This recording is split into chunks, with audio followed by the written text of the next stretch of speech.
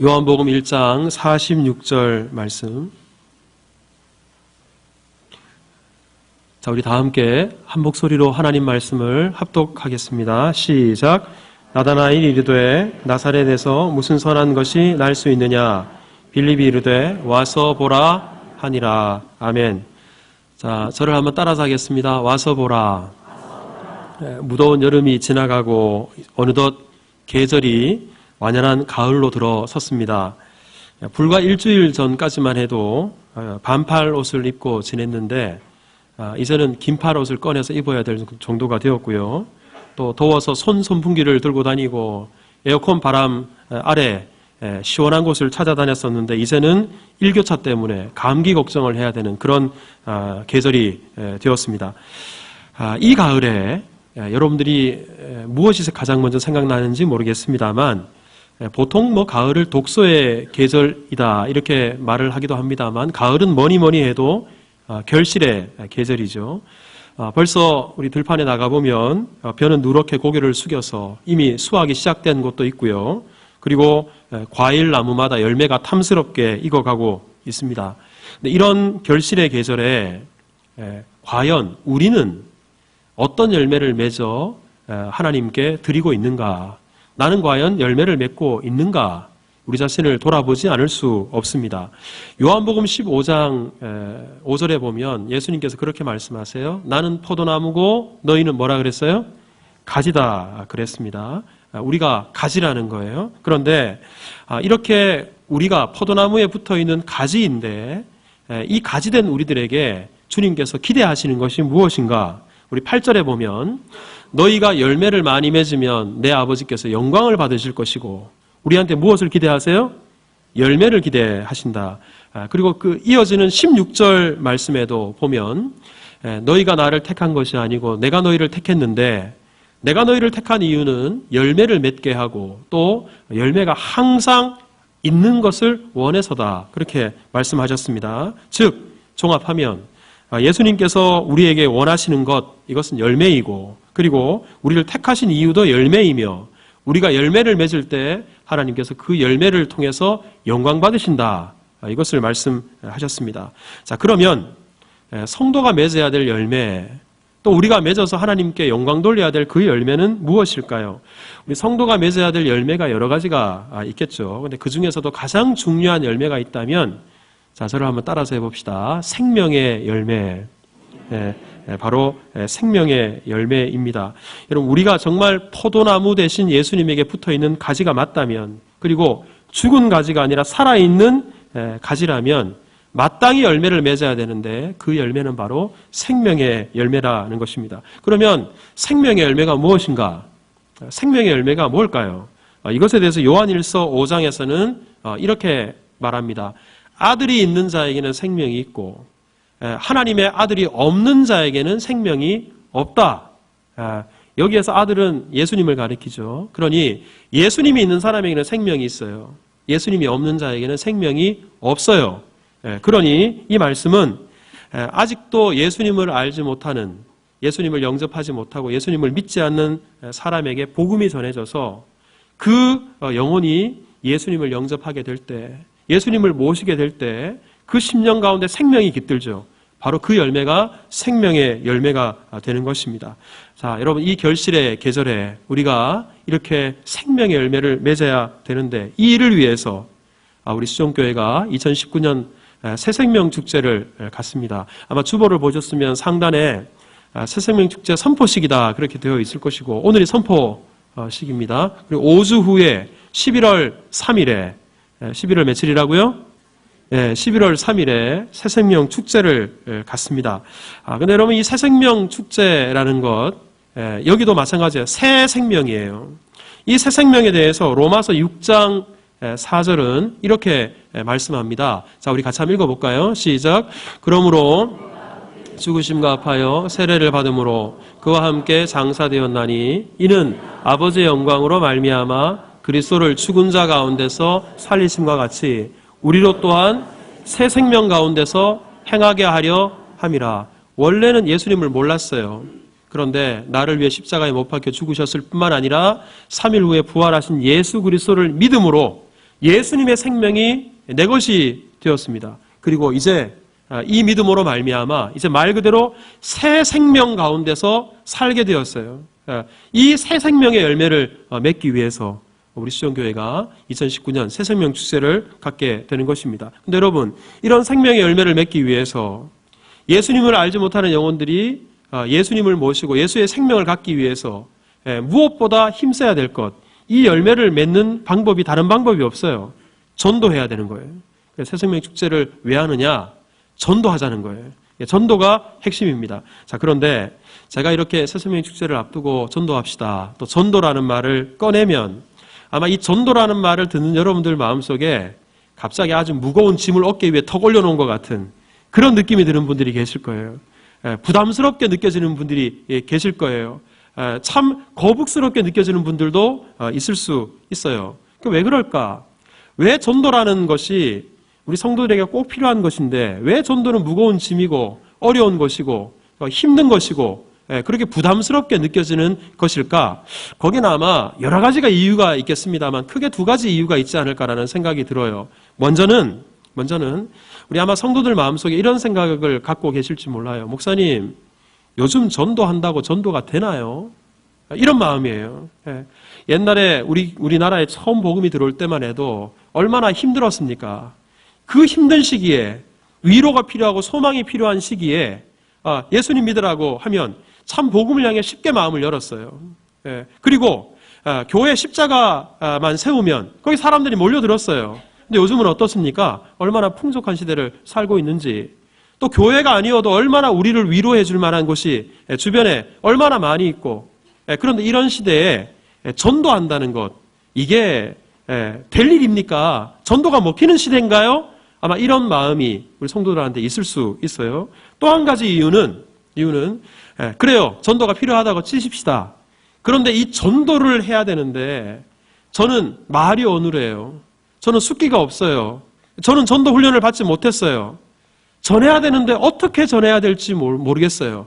아마 이런 마음 때문에 전도가 부담스럽고 무거운 짐처럼 느껴지지 않을까, 그렇게 생각을 합니다. 저는 우리 새 생명 축제를 앞두고 이 두 가지 질문에 대해서 여러분과 함께 이 시간에 말씀을 나누겠습니다. 원래 제가 10계명을 주일 오전에 나누고 있는데 우리 잠시 중단하고 이 전도의 메시지를 여러분과 함께 나누겠습니다. 우리 먼저 첫 번째, 자, 저를 한번 따라서 하겠습니다. 과연 전도가 되는가? 다시 한번 합시다. 과연 전도가 되는가? 과연 전도라는 것이 이 시대에도 가능한가, 되는가? 먼저 여기에 대해서 말씀을 드리고자 합니다. 여러분, 성경에 안디옥이라는 지역이 있습니다. 우리 세계 지도를 보면 우리 가운데 네모난 게 있죠? 이 부분만 확대를 해보면 이렇게 됩니다. 바로 지중해 주변에 있는 국가들이죠. 근데 여기서 빨간색 점이 보입니까? 여기가 바로 안디옥이라는 곳이에요. 이 빨간색 점 안디옥에서 밑으로 조금 내려오면 이스라엘 땅이 있고요. 지금은 저곳 안디옥이 터키에 속해 있고요. 한때는 시리아에 속해 있기도 하고 터키와 시리아의 접경쯤에 있다라고 보시면 되겠습니다. 그런데 지금은 이 안디옥이 그렇게 유명한 도시는 아니에요. 하지만 고대 로마가 저 지중해 연안을 다 지배하고 있을 때, 그때만 해도 안디옥은 로마 제국에서 세 번째로 큰 도시였습니다. 어느 정도로 큰 도시였냐 그러면 당시 안디옥의 인구가 50만 명이 넘었다고 전해집니다. 그 고대 사회에 50만 명이 넘는 도시다. 엄청나게 큰 도시였습니다. 이 도시에 중앙 대로가 있었대요. 가운데 이 도시를 가로지르는 대로가 있었는데 그 대로의 길이가 6km가 넘었다 그럽니다. 실감이 잘 안 나실 수 있는데 서울에 가면 강남대로에서 우리 송파구 넘어가는 삼성교까지 그쪽에 쭉 뻗어져 있는 대로, 테란로죠. 그 테란로가 4km밖에 안 돼요. 그러니까 이 당시에 안디옥에 그 큰 대로가 있고 그 대로의 바닥을 대리석으로 깔았어요. 대리석으로 기둥을 만들었어요. 그 위에다가 밤이면 등불을 밝혀놨습니다. 그러니 휘황찬란하고 그리고 대단히 번화했던 그런 도시, 그 도시가 바로 안디옥이었습니다. 이 안디옥을 요즘의 어떤 도시로 비유하자면 미국의 뉴욕과 같지 않을까? 뉴욕이 항구가 있죠. 항구 도시인데 이것도 마찬가지로 항구 도시였고 여러 가지 무역과 교환들이 아주 번성하고 시장이 크게 형성이 되어 있습니다. 그러니까 대단히 다양한 종족들이 들어와 있고요. 그리고 돈이 대단히 많은 곳이었고요. 그러다 보니까 우상 숭배가 많았고요. 온갖 유흥 문화, 쾌락 문화, 타락 문화, 그래서 성적으로도 대단히 문란했던 곳, 이것이 바로 안디옥이었어요. 그래서 로마 사람들이 로마 지역에서 근무를 하다가 은퇴를 하고 난 이후에 돈이 좀 있다 싶으면 안디옥에 가서 별장을 하나 짓고 거기에 나오는 수질 좋은 온천에서 목욕을 하고 경마장에 가서 노름을 하고 그렇게 즐기며 살아가는 것이 당시 로마 사람들의 꿈 중에 하나였다. 그 정도로 안디옥이 사람들이 선망하는 대단히 즐길 거리가 많은 그런 도시였습니다. 자, 한번 생각해 보십시오. 이런 안디옥이라는 지역에 전도를 한다면, 복음을 전한다면 여러분 어떨 것 같으세요? 전도가 잘 될 것 같으세요? 그리고 그곳에 사람들이 복음을 잘 받아들일 것 같으세요? 얼핏 생각해 보면 그런 사람들이 복음을 받아들일 것 같지 않아요. 그리고 그 사람들 가운데 전도의 역사가 나타나지 않을 것 같아요. 그런데 사도행전 11장을 읽어보면 놀라운 말씀이 있어요. 자, 사도행전 11장 20절, 21절. 자, 같이 한번 읽어볼까요? 시작. 그 중에 구레네 몇 사람이 안디옥에 이르러 헬라인에게도 말하여 주 예수를 전파하니 주의 손이 그들과 함께 하심에 수많은 사람들이 믿고 주께 돌아오더라. 자, 여기서 보면 구브로와 구레네 몇 사람은 이 지역 출신의 크리스찬 성도들을 가리킵니다. 근데 이 사람들이 안디옥에 갔어요. 근데 안디옥에 왜 갔냐면 다름 아니라 복음 전한다는 이유로, 예수님 믿는다는 이유로 핍박받아서 어쩔 수 없이 고향을 떠났어요. 자기가 살던 곳을 떠나서 안디옥이라는 곳에 도망간 거예요. 피신 간 거예요. 근데 여러분, 예수님 때문에, 복음 때문에 도망갔는데 우리 같으면 숨죽이고 숨어 살 것 같은데, 그런데 당시에 크리스찬들은 복음 때문에, 핍박 때문에 이렇게 도망을 와서도 그곳에서 복음 전했어요. 참 놀라운 일이 아닐 수 없어요. 이 안디옥에 가서도 역시 헬라인에게, 그 지역에 살고 있었던 사람들에게 주 예수를 전파하니, 이게 바로 뭐냐면 전도한 거예요. 전도했어요. 그런데 여러분, 이렇게 전도했더니 놀라운 일이 일어났습니다. 맨 밑에 줄을 보십시오. 수많은 사람들이 믿고 주께 돌아오더라. 절대로 복음을 받아들일 것 같지 않은 사람들이, 또 절대로 복음이 전해질 것 같고 전도가 안 될 것 같은 지역인데, 복음 전했더니 수많은 사람들이, 한두 사람이 아니에요. 수많은 사람들이 믿고 주께 돌아오는 역사가 나타났습니다. 이거 엄청난 일이에요. 여러분, 이 안디옥에 교회가 세워집니다. 이때 복음이 전해지고 이때 교회가 세워져서 바로 그 교회가 안디옥 교회입니다. 근데 여러분, 이 안디옥 교회가 성경에서 최초로 선교사를 파송하고 세계 선교에 쓰임받는 교회가 됩니다. 여러분, 지금도 이 안디옥 교회 그러면 선교의 대명사와 같고, 이 안디옥 교회에서 금식해서 바울과 바나바를 파송함으로 말미암아 복음이 온 땅에 편만하게 증거되는, 선교를 위해서, 복음을 위해서 쓰임받는 교회가 된 것입니다. 참으로 놀랍죠? 그런데 여러분, 어떻게 이렇게 복음이 전해질 것 같지 않은 곳에, 전도가 안 될 것 같고 교회가 세워지지 않을 것 같은 지역에 전도를 했는데도 이렇게 복음이 전해졌는가? 우리 그 구절 다시 한번 띄워보세요. 여기 보면, 자, 주 예수를 전파하니, 그 다음에 주의 손이 그들과 함께 하심에. 자, 저를 한번 따라서 합시다. 전도는 내 힘으로 하는 것이 아니고 하나님께서 하신다. 여러분, 여기서 주의 손이라는 것은 성령께서 함께 하셨다는 거예요. 하나님의 능력이 함께 하셨다는 거예요. 이 구브로 사람 구레네 출신의 성도들은 단지 전도했을 뿐인데, 단지 예수님 말했을 뿐인데, 하지만 성령께서 함께 하시고 하나님께서 능력으로 함께 해주셔서 하나님께서 결실하게 하고 하나님께서 자라게 하셨다라는 사실입니다. 여러분, 우리는 이 사실을 통해서 몇 가지 분명히 깨달아야 될 것이 있어요. 영적 교훈을 얻어야 돼요. 먼저는 뭐냐면, 이 안디옥에 들어갔던 사람들, 이 사람들이 왜 들어갔다고요? 핍박 때문에, 어려움 때문에, 자기 목숨 때문에 안디옥에 들어갔습니다. 그런데요, 이렇게 어려운 처지에 있는 사람이 그 환경과 처지에 굴하지 않고 여전히 복음 전했다라는 것입니다. 여러분, 요즘 전도하자 그러면 여러분들 속에 이런 마음을 갖고 이런 생각을 하시는 분들이 있을 수 있어요. 목사님, 요즘 얼마나 경기도 나쁘고 힘든 시기인데, 그리고 우리 가정에 얼마나 복잡한 문제들이 많은데, 직장에 이런저런 일들이 얼마나 많은데, 우리 교회에도 얼마나 분주하고 바쁜 일들이 많은데, 이런 때 무슨 전도입니까? 이런 생각을 하실 수 있어요. 근데 여러분, 아무 일도 없을 때 전도하려고 하면 평생 가도 전도 못해요. 언제나 우리에게는 일이, 문제가 생기기 마련이기 때문에 그렇습니다. 또 한 가지, 앞서 말씀드린 것처럼 전도는 내가 하는 것이지만 내 힘으로 하는 게 아니에요. 성령께서 하십니다. 하나님께서 하시는 것입니다. 이것을 알고 오늘 사도행전 11장에 주의 손이 함께했다. 이것을 바울이 알았어요. 그래서 바울도 얼마나 많이 배운 사람인지, 전도의 베테랑 중에 베테랑이에요. 그런데도 바울이 전도할 때마다 자기가 잊지 않았던 말씀이 있어요. 고린도전서 2장 4절에 바울이 이렇게 말합니다. 자, 같이 읽습니다. 시작. 내 말과 설득력 있는 지혜의 말로 하지 아니하고 다만 성령의 나타나심과 능력으로 하고. 전도가 나에게 달려있는 것이 아니라 하나님의 능력에 달려있어요. 주님의 손이 함께할 때 가능한 거예요. 그러기에 그렇게 많이 배운 전도의 베테랑 바울도 내 말과 전도함이 지혜로운 말로 하지 않는다. 성령의 나타나심과 능력으로 나는 전도한다. 복음 전한다. 그렇게 말한 것입니다. 그러기에 바울이 복음 전하러 갈 때마다 성도들에게 기도 부탁을 했어요. 기도 부탁을 하면서 어떻게 부탁했는가? 골로새서 4장 3절에 이렇게 부탁합니다. 자, 같이 읽습니다. 시작. 또한 우리를 위하여 기도하되 하나님이 전도할 문을 우리에게 열어주사 그리스도의 비밀을 말하게 하시기를 구하라. 전도의 문을 열어주시는 분도 누구예요? 하나님이십니다. 그리고 그리스도의 비밀을 말할 수 있도록 입술을 주장하시는 분도 누구신가? 하나님이세요.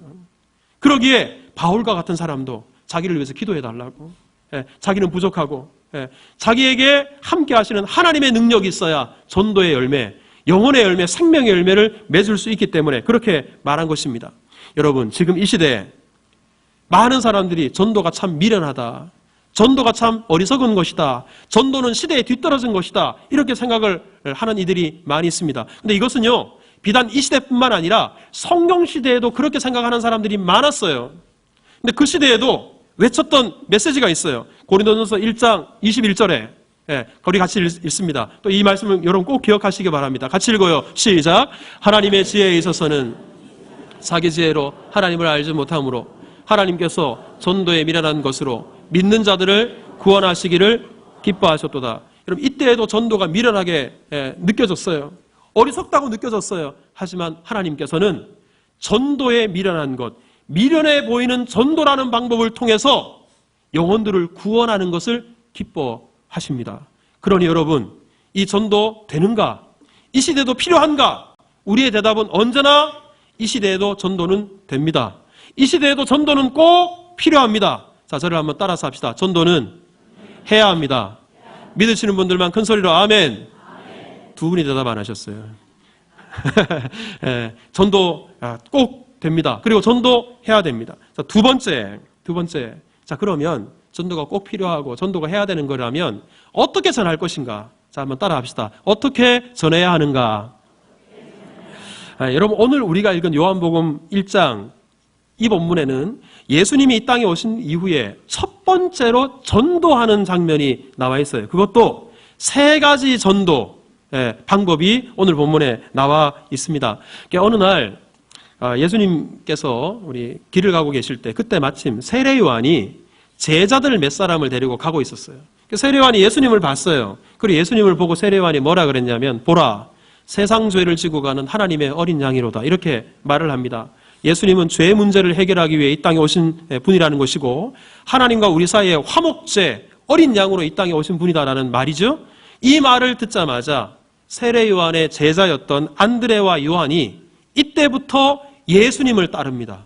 예수님의 제자가 됩니다. 자, 안드레와 요한이 예수님을 따라서 이제 하루를 보냈어요. 하루라는 시간을 보냈습니다. 자, 그런데 이 안드레와 요한이 예수님과 하루를 보낸 다음에 어떻게 했는가? 여러분, 이 안드레와 요한이 하루를 같이 보낸 예수님이 어떤 분이신가에 대해서 우리 오늘 46절을 읽었습니다만 바로 앞부분에 14절을 여러분 한번 보십시오. 요한복음 1장 14절인데 우리 성경을 한번 보십시오. 1장 14절, 우리 예수님이 어떤 분이신가? 같이 읽습니다. 시작.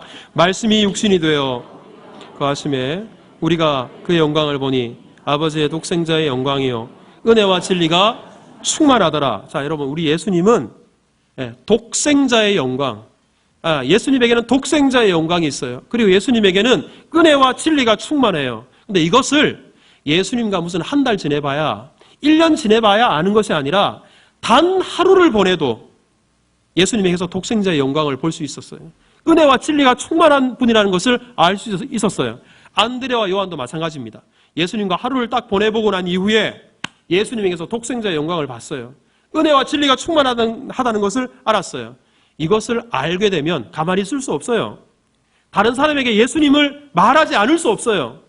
여러분, 예수님을 다른 사람에게 말하는 것, 예수님을 다른 사람에게 소개하는 것, 그것이 바로 전도입니다. 자, 그런데 오늘 본문에 제가 3가지 어떻게 전할 것인가에 대해서 나와 있다 그랬죠? 자, 이 안드레가 예수님에게서 독생자의 영광을 보고 나서 자기 형 베드로에게 찾아갑니다. 자, 안드레가 베드로에게 어떻게 전도를 했을까? 자, 41절입니다. 자, 오늘 본문 41절. 자, 같이 읽겠습니다. 시작. 그가 먼저 시몬을 찾아 말하되 우리가 메시아를 만났다 하고, 메시아는 번역하면 그리스도라. 자, 베드로에게 찾아가서 베드로에게 말합니다. 내가 메시아를 만났다. 내가 메시아를 만났다. 간단해요. 부연 설명이 필요 없어요. 앞에 이런저런 맥락도 논리도 없어요. 그냥 형, 내가 그리스도를 만났어. 내가 메시아를 만났어. 이 말입니다. 근데 이런 전도 방법, 안드레식 전도 방법을 요즘식으로 하자면 아마 이런 것이 아닐까. 다른 사람에게 나 요즘 교회 다녀. 그런데 교회 다니니까 너무 좋아. 나 예수님 믿으니까 정말 좋아. 내가 왜 진작 교회 안 다녔는지, 내가 왜 진작 예수님 안 믿었는지 모르겠어. 이것은 무슨 다른 성경을 근거하는 것도 아니에요. 또 무슨 논리적인 그런 말도 아니에요. 내가 만난 예수님, 내가 경험한 예수님, 내가 받은 은혜, 그것을 그냥 있는 그대로 다른 사람에게 내 신앙을 이야기하는 거예요. 지금 안드레식 전도 방법이 그거예요. 베드로에게 말합니다. 내가 메시아 만났어. 그분이 왜 메시아인지 설명이 없어요. 내가 메시아를 만났어. 내가 그리스도를 만났어. 이 전도 방법이에요. 여러분, 이게 대단히 효과적인 전도 방법이에요.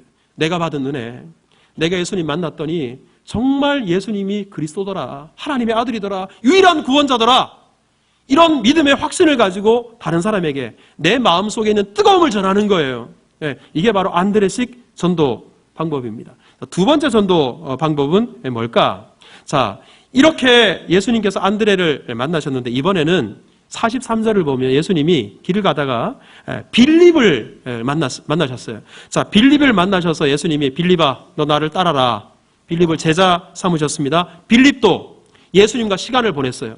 그리고 빌립도 예수님에게서 독생자의 영광을 봤어요. 은혜와 진리가 충만하다는 사실을 알게 됩니다. 자, 예수님을 만난 빌립이 어떻게 하는가? 자, 45절을 보십시오.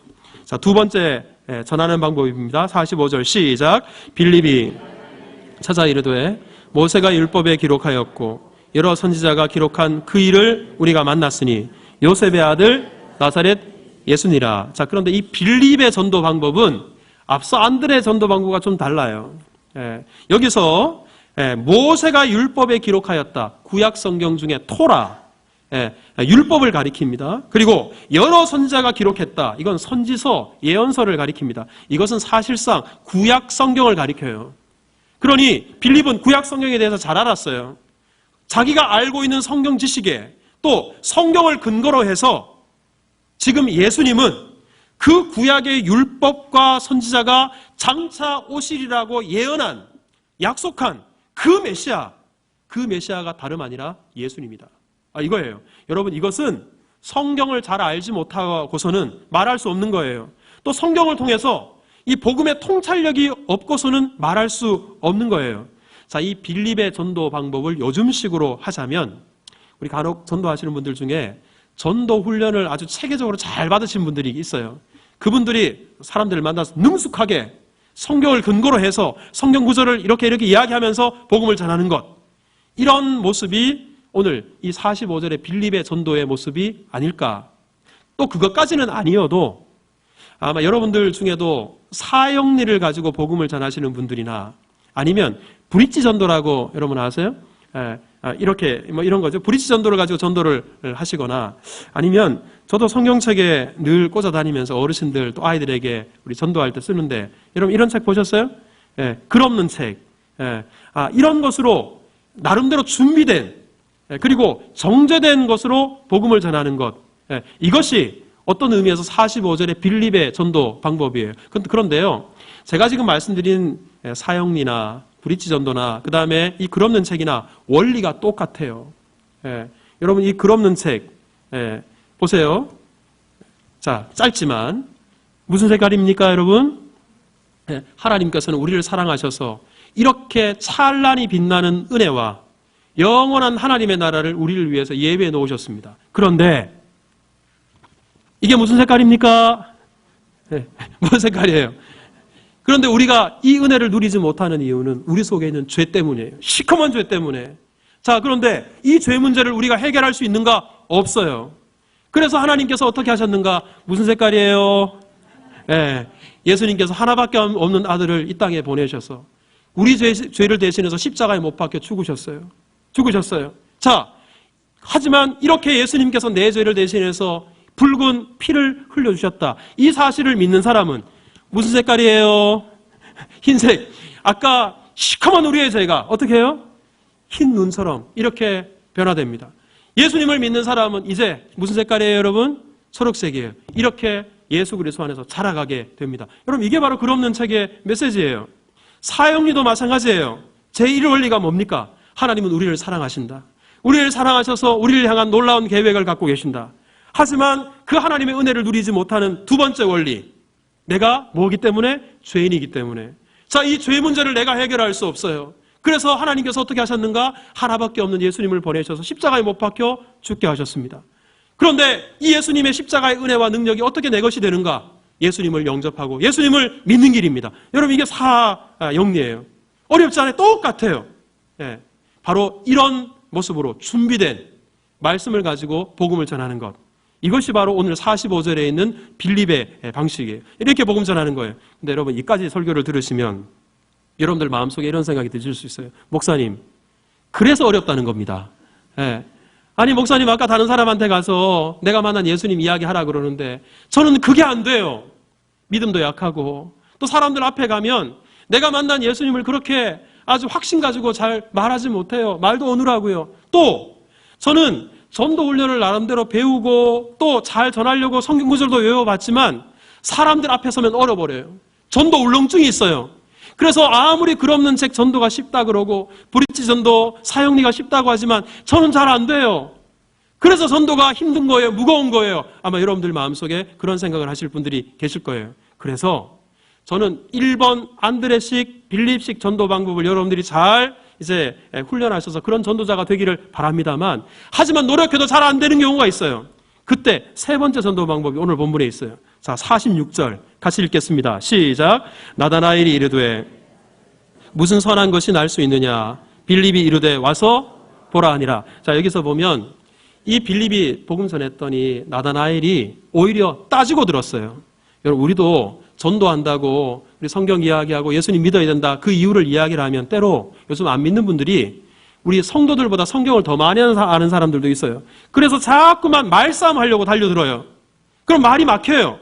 오늘 지금 빌립도 그런 상황에 처한 거예요. 그래서 빌립이 46절에 말싸움하지 않습니다. 그리고 간단하게 말합니다. 46절 맨 끝부분에 빌립이 이르되, 자 저를 한번 따라서 하겠습니다. 와서 보라. 자 영어로 한번 하겠습니다. 시작. Come and see. 저도 영어를 못하는데 이 정도는 우리가 다 할 수 있어요. Come and see. 와서 보라. 원어를 그대로 하면 오면 보게 될 것이다. 빌립 자기도 예수님을 만나보니까 예수님과 시간을 보내보니까 그 예수님에게서 독생자의 영광, 은혜와 진리가 충만하다는 사실을 알았어요. 그러니 누구든지 예수님을 만나면 예수님 앞에 오면 그 예수님에게서 독생자의 영광을 보게 될 것이다. 그래서 와서 보라. 와서 보라. 그렇게 말한 것입니다. 여러분 이게 간단한 말이지만 대단히 효과적인 전도 방법이에요. 여러분 우리 새생명 축제가 11월 며칠이라고요? 3일이에요. 여러분들이 복음 제시하기가 어려우실 수 있어요. 주저될 수도 있어요. 그리고 어떨 때는 복음을 진지하게 전할 만큼 충분히 시간이 없을 때도 있어요. 그러면 그때 우리 11월 3일에 제가 다른 설교하지 않고 복음 전할 거예요. 예수님 전할 거예요. 그러면 가자. 가서 보자. 예, 와서 보라. 우리 수종교회 한번 가자. 이 말은 우리가 할 수 있을 것 같아요. 예, 할 수 있어요, 없어요? 예, 주저합니다. 갑자기 다시 묻습니다. 할 수 있어요, 없어요? 이 말은 우리가 다 할 수 있어요. 와서 보자. 가보자. 한번 가보자. 여러분, 이것 또한 전도가 될 수 있다는 것입니다. 여러분, 전도는 전도 훈련을 많이 받고 또 우리 성경 지식이 많고 신앙 연수가 오래된 사람들만 하는 것이 아닙니다. 우리가 간단하게 일단 한번 가보자. Come and see. 이것만으로도 우리 주께로 인도하는 것이 되고, 그리고 그 사람을 변화시키는 것은 우리에게 달려있는 것이 아니라 우리는 복음 전하는 거예요. 우리는 이끌어오는 거예요. 이후에 자라나게 하고 결실하게 하는 것은 하나님께서 하세요. 주의 손이 하시는 일입니다. 주께 맡기는 거예요. 여러분, 이 귀한 일에 동참함으로 말미암아 이번 새생명 축제를 통해서 이 풍성한 결실의 계절에 생명의 열매, 새 생명의 열매를 풍성히 맺어 우리 하나님을 기쁘시게 하고 하나님께 영광 돌리는 우리가 다 될 수 있기를 주님의 이름으로 축복합니다.